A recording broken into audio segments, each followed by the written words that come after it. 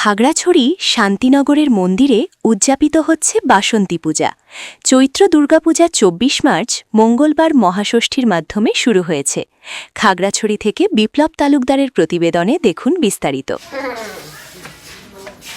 বুধবার মহাষ্টমী তিথিতে উদযাপিত হচ্ছে চৈত্র মাসের শুক্লা তিথিতে দেবী দুর্গার এই আরাধনা।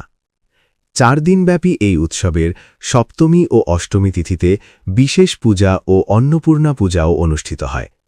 মহানবমী ও বিজয়া দশমী ২৭ মার্চ শুক্রবার, দশমী তিথি সকাল ১০টা ৮ থেকে।